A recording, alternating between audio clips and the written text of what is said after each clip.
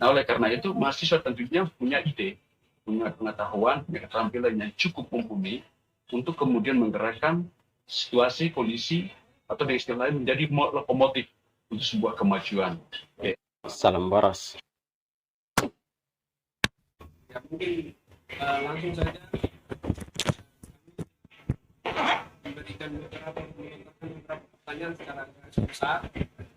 Ya, kata Agus untuk menjawab. Ya, ini dari sekian rentetan perjalanan yang Bapak lewati, ya, Muslim lewati, dari data yang kita peroleh kita bersama bahwa kata Muslim ini orang yang apa ya, punya kesempatan memiliki satu kepercayaan, kesempatan ya istilahnya seperti punya karismatik gitu kan. Artinya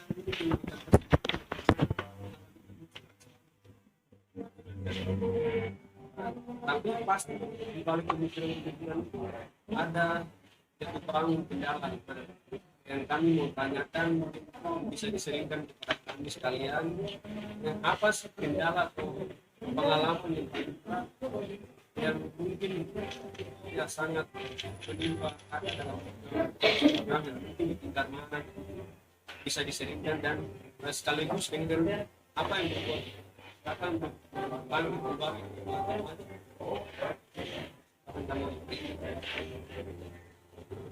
Baik, terima kasih Kakak Faruda Leti.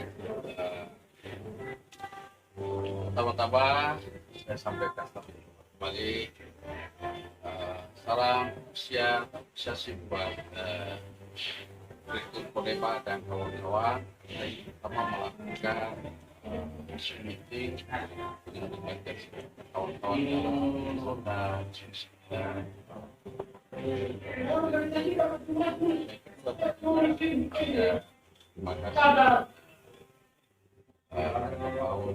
dan Solusi untuk memandu diskusi kita pada sore hari ini. Yang saya hormati, saya hargai kakak sekalian yang gabung dalam diskusi kita pada sore hari ini. Pertama-tama kita kebaikan cintanya, kita bisa lupa, bersuara, ketemu kangen, saling berbagi cinta, kita berbagi rasa buat berbagai sharing yang ada kita. Kita saling berbagi dalam bahasa panggungnya bilang, jadi tidak mesti saya jadikan baik ini semua ini saling kayak pengalaman ada kita kayak diskusi dalam rangka. Nah, oleh karenanya saya berterima kasih kepada PT Kodema yang mana sebenarnya dapat mengganggu situasi saya dengan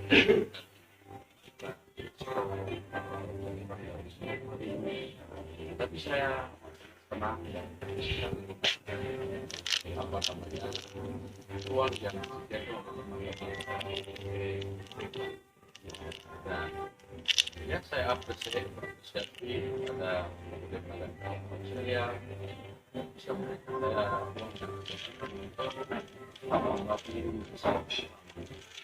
supaya perjalanan sampai saya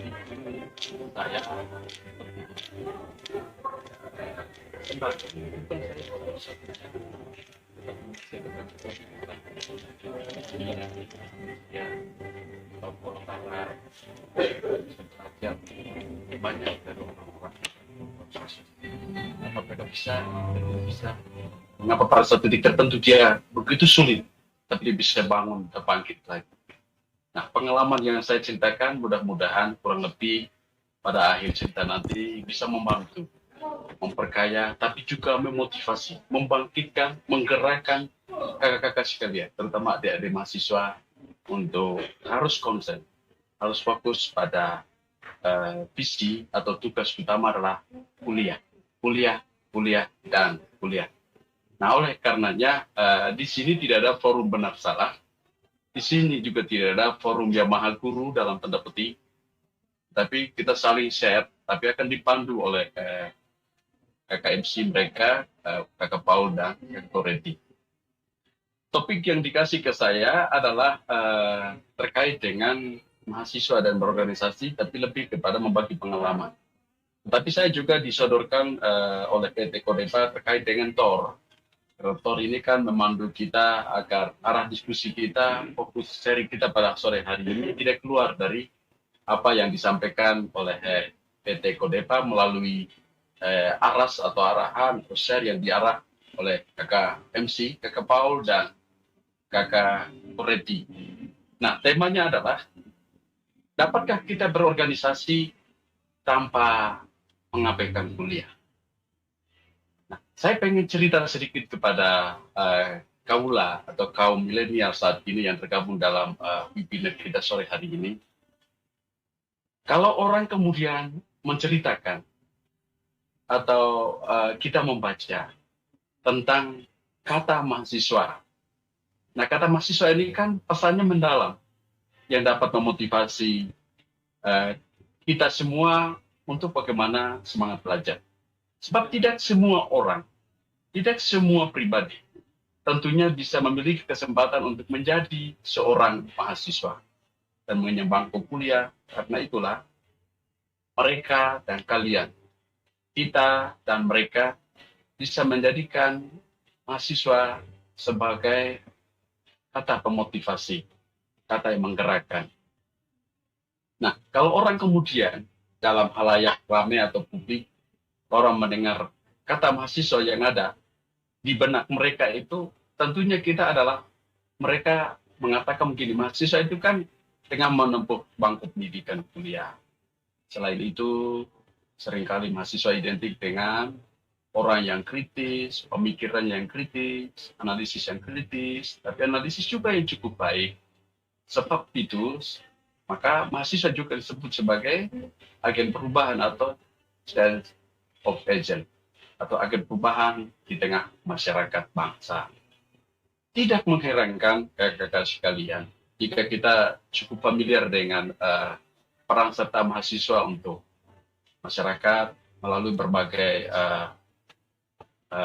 gerakan, kegiatan yang mereka lakukan.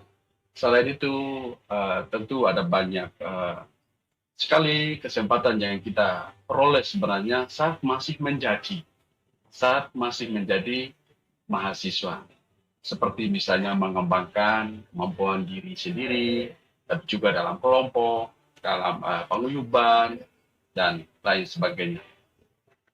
Nah, oleh karena itu, kemudian orang dapat mengingat bahwa siapapun dia menjadi mahasiswa, kita punya fokus pada tujuan. Sebab menjadi seorang mahasiswa tentunya memiliki banyak proses perjuangan yang tidak mudah, tidak gampang, tidak enak. Karena itulah mereka-mereka yang menjadi mahasiswa harus memanfaatkan waktu dan kesempatan dengan sebaik mungkin. Ya, sekali lagi, mereka-mereka yang menjadi mahasiswa harus memanfaatkan kesempatan dan kesempatan yang ada dengan sebaik mungkin agar apa yang menjadi fokus mereka, misalnya kuliah, harus tepat waktu. Nah, tentu kalau kita menarik kembali benang merahnya dengan tema hari ini, dapatkah berorganisasi tanpa mengabaikan perkuliahan? Saya sebenarnya mau mengatakan kepada kawan-kawan sekalian, fitrah atau esensi menjadi seorang mahasiswa itu kan potensinya besar, kesempatannya besar. Apa saya boleh dikerjakan mahasiswa? Nah, karena itu mahasiswa sebenarnya menjadi generasi muda atau agen perubahan yang tadi saya maksud. Dan juga sekaligus menjadi motor penggerak melakukan proses pembangunan di berbagai aspek. Nah, oleh karena itu mahasiswa juga menjadi estafet peralihan suatu peradaban, kondisi, masa, etape dari suatu waktu ke waktu yang lain. Nah, oleh karena itu, baik buruknya suatu kaum, baik buruknya suatu keadaan, baik buruknya suatu daerah, bangsa, Itu amat sangat tergantung. Kelak nantinya ada pada siapa? Ada pada rekan-rekan sejawat yang saya sebut dengan kata mahasiswa. Nah, karena itu amat sangat tepat kalau kemudian para ilmuwan mengatakan bahwa mahasiswa itu menjadi agen perubahan. Kalau kemudian kita flashback kembali dalam perjalanan sejarah bangsa kita, mahasiswa cukup memberikan andil, ikut berkontribusi dalam melahirkan, menghadirkan kebangsaan kita. Berdasarkan Undang-Undang 1945 yang sampai saat ini kita mengalami beberapa fase dengan kehadiran mahasiswa menjadi penggerak, tapi juga menjadi pemotivasi, melakukan perubahan, dan itu terbukti pasca tumbangnya Presiden kita, Pak Soeharto, di bawah kepemimpinan Prof. Amin, yang menggerakkan mahasiswa pada zaman itu yang kita kenal dengan zaman reformasi, dan sampai hari ini adalah kita mengalami sebuah ruang yang besar. Karena itu siapa? Itu adalah semata-mata prestasi yang digerakkan, dilakukan oleh rekan-rekan mahasiswa. Nah, karena itu mahasiswa, generasi muda yang akan menerima tongkat estafet pembangunan, maka suka tidak suka mahasiswa harus meningkatkan kualitas diri, manajemen diri, kemampuan diri, agar dapat melaksanakan tanggung jawab dengan baik di masa-masa yang akan datang. Nah, oleh karena itu, seringkali kita, entah itu sadar atau tidak, entah itu mengerti atau tidak, kebanyakan kita menyebut predikat, label sebagai mahasiswa. Entah itu dia laki, atau entah itu dia perempuan, tapi umumnya kita menyebut mahasiswa. Pertanyaannya adalah, kawan-kawan ngerti nggak? Kawan-kawan paham nggak? Apa sih sebenarnya definisi mahasiswa? Kebanyakan kita ikut rame, guyonan, ngilur-ngidul. Gue mahasiswa loh. Kakak aku mahasiswa. Kalau ditanya datang ke Sorong, ke kampung, atau ke pedalaman Papua, kami-kami yang tidak sekolah ada di kampung, kami tanya, kakak itu dari mana? Oh jangan, itu dia sungguh mati, dia mahasiswa. Dia mahasiswa dari mana? Kakak itu dia kuliah di UGM. Kakak itu dia kuliah di UNAMES. Kakak itu dia kuliah di UNITA. Kakak itu dia kuliah di UNCEN. Itu artinya apa? Memberikan sebuah nilai, memberikan sebuah tanda bahwa label yang digunakan, label yang dipakai oleh kawan-kawan adalah mahasiswa. Maka sampai hari ini saya mensinyalir, saya menduga kita semua dalam keseharian, aktivitas, entah kuliah atau organisasi, terkadang kita lupa memahami, memaknai apa itu mahasiswa. Kalau saya tanya kemarin, saya mau kuliah umum di rekan-rekan saya UNAMES, atau dulu mereka bilang UNAMES, sekarang berubah nama jadi UMS, Universitas Muhammadiyah Sorong. Kalau kami di bumi Papua Barat, kita menyebut ini UNCEN kedua di tanah Sorong Raya, atau UGM. Nah, UGM-nya orang Sorong Raya itu di OMS. Karena apa? Dari kehadiran dia baru hadir, beberapa dekade outputnya udah menghasil. Nah, saya mau pengen menyampaikan ke rekan-rekan sekalian, ini harus kita mengerti dulu apa itu mahasiswa. Mungkin sedikit saya ganggu teorinya ya. Dan selama ini kita ngilur-ngidul, Agoreti mahasiswa, Kakak Paul mahasiswa, Kakak Barto mahasiswa, kakak-kakak yang lain juga. Tapi pertanyaannya adalah, apa itu mahasiswa? Nah, tidak banyak, tetapi saya pengen mau mengatakan ke kakak-kakak sekalian. Mahasiswa itu kalau berdasarkan Kamus Bahasa Indonesia tahun 1972, ini Agent Indonesia disempurnakan. Dia mengatakan kepada kita sekalian bahwa mahasiswa itu kan terdiri dari dua subkata, dua penggalan kata. Pertama itu adalah mau mengatakan bahwa makna kata dari mahasiswa itu ada dua hal. Pertama adalah maha. Kata maha sendiri artinya ter.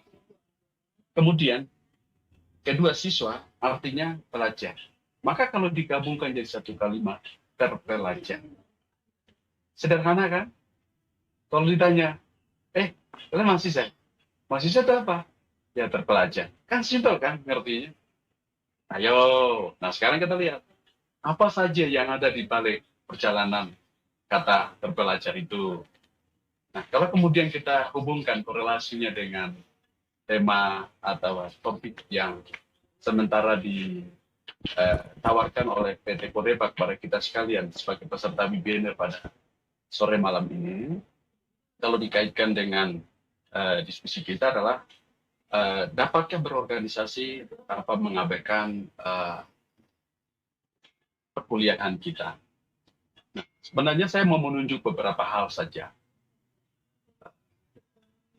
Kalau orang sebut peran mahasiswa, tadi kan arti udah, mahasiswa artinya apa? Ya jawabannya singkat, terpelajar. Kalau terpelajar, itu artinya apa? Orang yang mengenyam pendidikan di sebuah perguruan tinggi, entah itu akademi, sekolah tinggi, perguruan tinggi negeri, atau swasta. Maka labelnya adalah mahasiswa, karena dia terpelajar. Nah, oleh karena itu kita lihat, kalau kemudian dia terpelajar, dia mengenyam pendidikan di perguruan tinggi, entah itu statutanya di sekolah tinggi, atau akademi, perguruan tinggi negeri atau swasta, tapi dia adalah kaum yang terpelajar, kaum yang terdidik, kaum yang uh, mengenyam sebuah proses. Nah, oleh karena itu, sekarang saya mau menyampaikan kepada kawan-kawan mahasiswa. Kalau kemudian seringkali kita bilang mahasiswa-mahasiswa, sekarang apa yang disumbangkan oleh mahasiswa itu kepada bangsa, kepada masyarakat kita? Apa saja peran-peran mahasiswa? Apa saja yang dilakukan oleh mahasiswa? Secara garis besar, tentu kawan-kawan punya pengalaman berbeda dengan saya. Misalnya kita sebagai agen perubahan. Nah, apa saja yang dikerjakan mahasiswa sebagai agen perubahan? Saya pikir kalau bicara soal teori, itu tidak. Tapi sebagai agen perubahan, maka mahasiswa harus menjadi motor penggerak, menjadi user. Untuk apa? Ya untuk menggerakkan kondisi, situasi di mana yang sebelumnya tidak baik menjadi baik. Di mana yang tidak diinginkan menjadi yang diinginkan. Nah, oleh karena itu, mahasiswa tentunya punya ide, punya pengetahuan, punya keterampilan yang cukup mumpuni untuk kemudian menggerakkan situasi, kondisi, atau dengan istilah lain menjadi lokomotif untuk sebuah kemajuan daerah, bangsa, negara. Nah, peran sebagai agen perubahan tadi tentunya sebagai penggerak. Penggerak dalam banyak hal. Penggerak ekonomi, penggerak politik, penggerak humanis, penggerak pendidikan, penggerak kesehatan. Apa saja mahasiswa menjadi agen perubahan. Hal kedua adalah mahasiswa juga sebagai penjaga nilai. Nah, penjaga nilai ini sebenarnya kalau kemudian kita mendiskusikan lebih jauh, apa yang dimaksud dengan mahasiswa sebagai penjaga nilai? Nah, mahasiswa berada di garda paling terdepan untuk menjaga nilai-nilai baik, seperti misalnya kejujuran, gotong royong, empati, keadilan. Pertanyaannya adalah, dalam realitas saat ini, mahasiswa modern saat ini zaman now, apakah masih mengenal penjaga nilai, kejujuran, gotong royong, empati? Contoh, orang tua memberi dari kekurangan mereka. Contoh aja saya pengalamannya. Saya kadang kalau mendidik anak-anak saya bilang gini, jujur buat papa itu udah sebuah modal. Nah, karena peran papa juga jujur. Dari mana kejujuran itu tertanam? Saya terproses dari seperti biografi saya tadi sudah diungkapkan oleh KMC tadi. Nah, contoh kedua misalnya, kita melihat gotong royong. Kalau perkembangan dunia saat ini di Indonesia, di kota-kota modern mungkin udah nggak terasa. Tapi di daerah-daerah pedalaman itu masih terasa. Orang buat bisa bangunan gereja, musola. Orang bilang, ayo warga kita gotong royong. Itu masih terasa. Coba bayangkan di kampung-kampung yang menamakan diri sebagai kampung-kampung metropolitan di daerah-daerah tidak kenal. Kalau orang kemudian membumikan soal penjagaan nilai, misalnya gotong royong, empati, kejujuran, masih ada nggak? Saya yakin di era saat ini sudah enggak. Itu hanya bisa ada pada di mana? Ada pada gereja, ada pada peranata keluarga yang bisa mendidik soal penjaga nilai. Hal lain adalah sebenarnya mahasiswa itu sebagai penerus bangsa. Mengapa saya bilang mahasiswa penerus bangsa? Di pundak mahasiswa, kakak-kakak sekalian, masa depan bangsa, masa depan Papua, masa depan Indonesia itu ada pada rekan-rekan sekalian. Yang menentukan Indonesia baik apa enggak, Papua baik apa enggak, letak pada pundak, letak pada diri kawan-kawan mahasiswa. Karena apa? Mahasiswa memiliki yang namanya kualitas yang baik, maka masa depan bangsa pun akan lebih cerah kalau mahasiswa memiliki kualitas yang baik. Dengan peran yang begitu penting, maka mahasiswa harus sudah mempersiapkan diri dengan sebaik-baiknya. Maka dari itu setiap hari, setiap waktu, mahasiswa harus berusaha mendorong diri menjadi pribadi, menjadi orang yang unik, orang yang lebih baik dari orang-orang sekitar kita atau rekan-rekan di bawah kita satu tingkat di atasnya. Itu sebagai penerus bangsa tadi. Pundak bangsa, pundak daerah, itu ada pada pundak mahasiswa tadi. Nah, peran yang lain di dalam kemasyarakatan kita, mahasiswa punya peran dengan masyarakat apa? Peran berikut itu peran moral. Jadi kemudian mahasiswa juga dikenal sebagai kekuatan penjaga moral atau moral force. Nah, peran mahasiswa yang begitu penting untuk menjadi nilai-nilai dalam masyarakat, misalnya sekarang banyak nilai-nilai luar yang sudah masuk ke dalam negeri. Kita kasih contoh saja, saya nggak tahu di Jawa, di Jogja atau Jakarta, tapi di daerah-daerah konteks di pedalaman Papua, tidak sejauh lah di Sorong Kota, Manokwari. Syukuran untuk ulang tahun atau bisa kita bikin syukuran atas wisuda, itu selalu dibarengi dengan dance, menari, goyang, gospa, yang sebenarnya menandakan bahwa syukuran itu tidak dalam kategori keterbukaan budaya. Nah, itu kekuatan moral yang harusnya mahasiswa menjadi penangkal untuk mempertahankan moral yang sesungguhnya. Karena mahasiswa merupakan kekuatan yang mampu, kekuatan yang mumpuni menjaga nilai-nilai baik di tengah masyarakat. Kalau tanpa mahasiswa nggak mungkin, nggak mungkin. Nah, yang terakhir adalah peran mahasiswa tadi. Ada beberapa peran sebagai pengontrol sosial, sebagai kontrol sosial. Sering di mana-mana kita belajar, mahasiswa itu kontrol sosial, kontrol apa saja terhadap kebijakan. Siapa yang bikin? Negara, bangsa, rakyat. Siapa yang bikin? Presiden, para menteri, DPR, bupati, wali kota, gubernur, dan lain sebagainya. Nah, mahasiswa jadi dikenal sebagai peran sosial yang disebut dengan kontrol sosial tadi. Maksudnya adalah mahasiswa memiliki kontrol sosial terhadap kehidupan masyarakat, bangsa, dan negara. Ketika ada kejadian yang tidak sesuai dengan cita-cita bangsa, daerah, nilai luhur bangsa, maka mahasiswa akan memberikan saran, input, kritik, dan solusi. Dengan begitu diharapkan arah kebijakan para pemimpin tidak sampai melenceng dari apa yang kita harapkan. Nah, dari 5 peran mahasiswa di tengah masyarakat itu ada beberapa hal besar yang sebenarnya kita simpulkan. Adalah peran moral, peran sosial, tapi juga peran intelektual. Nah, untuk mewujudkan 3 peran intelektual, atau 3 peran sosial ini, maka ada langkah-langkah mewujudkan fungsi dan peran mahasiswa tadi. Sebenarnya kurang lebih banyak peran yang kita bisa tunjukkan ke teman-teman mahasiswa. Misalnya mahasiswa perlu sadar politik dan kondisi berbangsa dan bernegara. Mahasiswa memiliki gerakan yang sesuai dengan visi misi tujuannya. Gerakan intelektual adalah cara mahasiswa untuk bergerak, misalnya kegiatan ilmiah, diskusi, terbuka, webinar, seperti hari ini kita lakukan. Mahasiswa juga mesti aktif terlibat di organisasi gerakan mahasiswa tanpa mengabaikan urusan kuliah. Nah, mahasiswa juga memiliki manajemen waktu yang baik, sehingga bisa menjalankan peran sosialnya di masyarakat.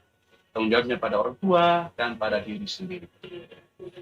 Para peserta webinar yang saya hormati, dengan sharing beberapa hal itu dapat mengingatkan bahwa kalau saya cerita pengalaman praktis saya, mahasiswa adalah segala-galanya. Kalau kemudian orang bisa bertanya, kenapa saya bisa sampai hari ini seperti ini? Nah, saya kembali kepada apa yang tadi ditanyakan oleh Kakak Paul. Apakah dalam perjalanan kuliah kakak, di samping kuliah itu kakak berorganisasi? Apakah ada kendala-kendala? Apakah ada hambatan-hambatan? Atau apakah ada masalah yang cukup besar, mumpuni, menghalang di tengah perjalanan kuliah kakak? Sebagai mahasiswa tentunya tidak terlepas. Sebagai mahasiswa tentunya tidak serta-merta kita mulus perjalanan kuliahnya. Hiruk pikuk seperti gelombang laut, nasib kita sebagai seorang mahasiswa. Kadang nggak makan, kadang juga nggak kuliah, kadang juga sakit. Jadi kalau saya mau bilang banyak faktor yang mempengaruhinya. Tapi kalau cerita pengalaman saya, hal yang membuat saya eh, di tengah mahasiswa, karena saya sebagai mahasiswa itu saya aktif pada dua hal. Aktif sebagai mahasiswa karena kaum terpelajar tadi, dan juga saya rajin mengikuti, memberi diri, diterpa, dibina, digembleng, di beberapa event-event organisasi, baik dalam kampus, luar kampus, organisasi gereja, penguyuban masyarakat, tapi sosial ke masyarakat, termasuk juga organisasi politik. Mengapa saya bisa lakukan itu dengan baik, dengan sempurna, sehingga bisa membentuk pribadi saya sebagai seorang Agus yang saat ini seperti pada posisi yang tadi kakak MC sudah sebutin, itu karena saya mata-mata saya lakoninya dari semenjak saya kuliah. Nah, kemudian kalau ada yang mengatakan, seperti tadi kakak MC, Paul atau Berarti mengatakan, waktu kakak kuliah itu ada kendala yang sulit enggak? Saya bilang sulit. Sulitnya apa? Saya pribadi memang tidak merasa itu sulit. Sulit karena membagi waktu. Sulit karena membagi waktu. Nah, gimana caranya supaya kuliah saya jalan? Gimana caranya supaya saya punya organisasi bisa jalan? Karena saya menyadari bahwa saya anak kampung. Saya datang dari kampung, besok. Jadi saya pengen belajar. Tidak hanya kuliah formal, tatap muka, dosen, dengan mahasiswa teori. Tapi saya pengen menerpa diri saya dengan pengalaman-pengalaman organisasi yang tadi sudah dikemukakan dalam biografi saya. Nah, saya hanya persoalan kendala yang paling tepat membagi waktu. Saya hidup di dalam asrama. Di dalam asrama itu diterpa oleh asrama-asrama misi, maka yang Katolik-Katolik itu disiplin sekali. Dan itu susah. Untuk saya diberi ruang untuk keluar meninggalkan asrama. Di satu sisi, saya adalah ketua asrama. Tanggung jawab menjadi ketua asrama itu amat sangat penting di waktu yang bersama. Saya harus kuliah, saya harus jadi ketua asrama, menjalankan kegiatan asrama, dan saya juga harus berorganisasi pada saat yang bersama. Nah, ini saya bangun ini gimana cara supaya kegiatan ini bisa berjalan bareng. Sederhana modal. Saya bikin manajemen waktu. Saya bagi waktu dalam sehari. Tapi tentu saya ikutkan dengan seluruh event itu. Supaya satu pun event pada hari itu untuk saya. Jangan sampai ada yang saya tidak ikut. Nah, gimana caranya? Saya bikin jadwal. Jadwal harian saya itu saya tempel di lemari. Saya tempel di dinding. Hari ini jam sekian saya kerja apa? Oh ya, hari ini saya kuliah. Misalnya mata kuliah tentang SDM. Di kampus mana jam sekian, jam sekian. Oke. Saya harus tepati. Kedua, sembari saya kuliah, tapi hari ini saya ketua asrama. Mengatur asrama aman dulu sebelum saya meninggalkan asrama. Gimana caranya? Saya kontrol makan minum asrama lewat petugas masak ibu asrama. Kemudian saya memberi mandat kepada wakil ketua dan sekretaris yang tidak kuliah, hari ini tolong mereka handle aktivitas internal di asrama. Clear kan? Nah, berikut bagaimana suatu tugas organisasi keluar jalan? Bisa saya gabung di IPMAS, saya gabung di PMKRI, saya gabung di Kemeni, atau saya gabung di organisasi kampus, senat atau perguruan tinggi. Nah, saya habis kuliah, saya telepon teman-teman di asrama. Makanan saya tolong disimpan. Saya setelah kuliah jam sekian, saya lanjut dengan aktivitas kampus. Yang ngumpulan teman-teman, ada masalah, ada isu, kita diskusi layaknya sebagai seorang mahasiswa. Jalanan tapi tertib karena dalam tanda petik saya terpelajar. Jadi saya tahu diri. Akhirnya saya pulang kembali ke rumah. Ya puji Tuhan, alhamdulillah dengan semua yang saya lakukan. Mau saya ingatkan sebagai pengalaman kakak-kakak, teman-teman, mahasiswa yang saat ini lagi punya pendidikan, saya ternyata bisa gitu. Terus saya tepat waktu, tanpa mengabaikan perkuliahan saya. Berorganisasi tanpa mengabaikan. Kalau disebut kawan-kawan sekarang, saya bertanya, kalian dalam kepemimpinan atau pengalaman menjadi mahasiswa, berapa organisasi yang teman-teman terlibat saya tanya? Tidak sebanyak saya, bukan mau bangga. Saya, seperti yang saya kemukakan di biografi saya yang tadi dibacakan tadi, jadi hampir saya punya tugas ekstra, tambah di luar kuliah itu jauh lebih banyak ketimbang saya kuliah. Tapi kuliah juga jauh lebih padat ya.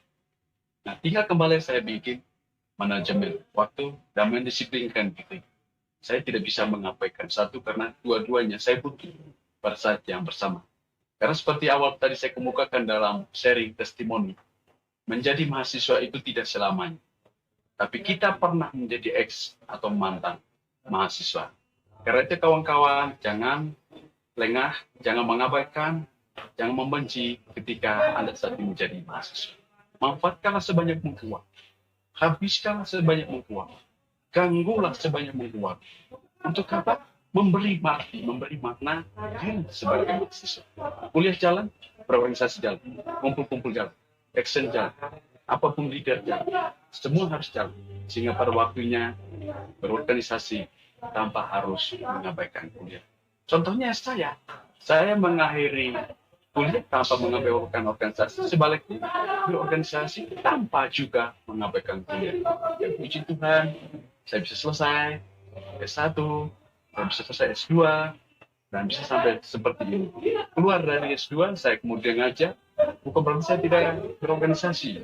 Saya masih berorganisasi karena dalam teori Abraham Maslow, dia bilang bahwa ada 5 kebutuhan dasar. Salah satu 5 tangga kebutuhan manusia di dunia itu satu adalah pengembangan diri.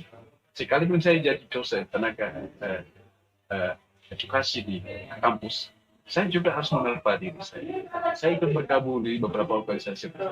Karena teman-teman yang bergabung itu datang dengan latar belakang, punya pengalaman, segala macam. Maha Guru yang akan membentuk mendidik saya sampai seperti ini. Yang saya lakoni dengan baik, dan pada akhirnya, puji Tuhan, sampai hari ini. Sampai hari ini pun pada jabatan sekarang, saya bukan berarti tinggal dia. Saya juga masih berorganisasi. Saat ini, saya dibuat jabatan sebagai DPRD, saya menjabat dengan ketua asosiasi di Kabupaten Bekasi Tanah. Hasil produk itulah saya memimpin teman-teman Tanah Papua menghasilkan yang namanya OSIS Jilid 2. Yang kemudian dari OSIS Jilid 2 itu 2021 lahirlah PP nomor 106 2007. 106 itu tentang program dan sebagainya. 107 itu tentang uang khusus yang 2,20%. Itu sedikit dari kekaryaan saya sebagai ketua asosiasi PT Kabupaten Kota Setanah Papua. Saya dan teman-teman kami seperti ini. Nah, oleh karena itu ada pengalaman juga menunjuk rekan-rekan sekalian. Kita sering mendengar, mahasiswa ini kenapa dia tidak kuliah selesai? Kita juga sering mendengar, kakak itu kata dalam tanda petik dia ada jalan dari kakak itu. Kita juga mendengar, dia telah kuliah semangat karena dia itu organisasi. Tapi ada juga kita bilang, memangnya nanti makan organisasi kah? Tapi mau saya bilang begini, kalau sampai hari ini ada mahasiswa yang tidak selesai, itu dia adalah orang yang paling tidak sukses, orang yang tidak paling hebat di tengah dia menjadi mahasiswa. Kenapa saya bisa, adik-adik nggak bisa? Kenapa mereka bisa, adik-adik nggak bisa? Harusnya belajar dong dari saya. Dan juga ada kakak-kakak yang lain yang lebih sukses dari saya. Pengalaman ini menjadi Maha Guru yang baik, mengedukasi, memberi inspirasi, memotivasi kakak-kakak, adik-adik yang saat ini kuliah, agar kesuksesan itu tidak hanya milik kakak Agus, tidak hanya milik Anies Baswedan, tidak hanya milik Ahok, tidak hanya milik Wali Kota Sorong atau Gubernur Papua Barat, milik kakak-kakak yang saat ini sedang mengenyam pendidikan. Yang kata lain bahwa masa depan itu menunggu nanti kakak-kakak sekalian. Karena itu pesan saya, jangan sampai kemudian kawan-kawan berliburan ke kampung atau aksi sosial dengan label mahasiswa datang ke kampung, terus ada 1-2 tidak ikut ke kampung, orang tua akan bertanya, adik, kenapa kakak Kureti tidak ikut pulang ke kampung? Kemudian ada yang menjawab, kakak Kureti lagi ada tugas. Terus bapaknya nyari informasi, tugas apa ya? Kok kawan-kawannya pulang? Cek begini, maaf kata kakak Kureti, ini contoh loh. Kakak Kureti ada lagi jalan sama temannya. Teman siapa? Some only one. Mas spesial. His name, siapakah itu? Ya yang paling tahu kan Kureti dan teman-teman. Itu artinya ada hubungannya dibangun tanpa memperhatikan, memprioritaskan kuliah. Ada hubungannya dibangun tanpa juga memperhatikan, mengabaikan yang namanya organisasi. Sehingga organisasi macet, kuliah macet yang ada adalah temanan jalanan. Ada juga kasus yang mengatakan begini. Kita pulang balik, selesai. Ada juga baru masuk, biasa cepat. Kita pulang lihat orang itu muka di Menwa terus, di kampus Menwa. Katanya kuliah kan tidak? Dia kuliah. Terus sampai sekarang, kami yang baru masuk juga, kami selesai. Kakak yang baru duluan juga selesai. Kenapa dia selesai? Itu namanya mahasiswa abadi DO. Kenapa dia abadi DO? Kembali kepada slide awal tadi, dia tidak mampu memanage diri, mampu memanage waktu, agar seimbang berorganisasi dan kuliahnya. Ingat, kita wakaf, kita bersedekah dari apa yang kita dapatkan hari ini menjadi mahasiswa, itu akan nilainya, itu akan pengetahuannya, ilmunya, kawan-kawan sumbangkan. Jika kawan-kawan pulang kembali, tidak lagi menjadi mahasiswa di tengah masyarakat. Apa saja kawan-kawan bisa lakukan dari kawan-kawan adalah terpelajar. Karena itu, kawan-kawan yang patah semangat, jangan juga mengabaikan kuliah, dan juga mengabaikan berorganisasi. Dua-duanya amat sangat penting. Kebijakan hari ini untuk dunia, khusus untuk Indonesia, untuk daerah Papua, ada peluang khusus nomor 2, 21 Jilid 2, memberikan berbagai tawaran berdua. Kakak mahasiswa, kalian adalah sebagai estafet, sebagai investasi, sebagai modal, karena tidak melalui cara lain, karena tidak melalui media lain, yang bisa mampu merubah dunia, yang bisa mampu merubah diri sendiri, hanya satu-satunya melalui pendidikan. Terakhir adalah seorang ilmuwan atau ahli pendidikan modern, namanya Paulo Freire, dia orang Brasil. Dia mengatakan seperti ini kepada kita sekalian.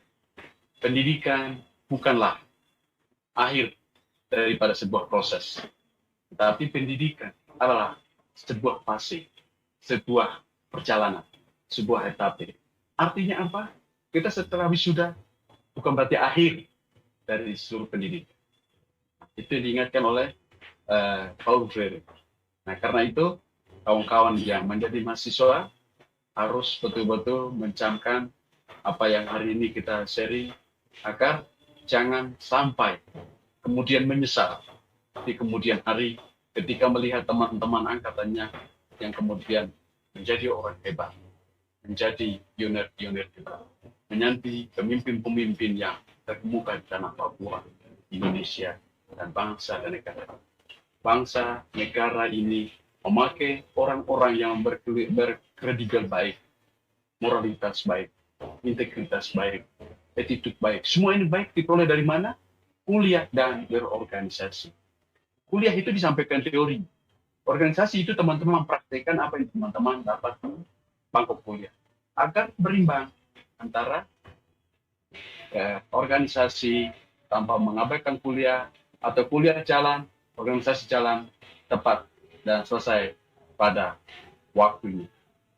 Saya pikir ini saja yang saya bisa dapat menyampaikan kepada kakak-kakak sekalian, agar ini bisa menjadi motivasi, menjadi penambah semangat kami buat kakak-kakak sekalian yang hari ini masih menjadi mahasiswa.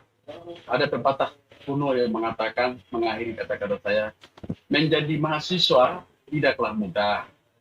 Namun, semua bisa dilalui oleh mereka yang semangatnya yang tak akan goyah. Itu kata-kata bijak.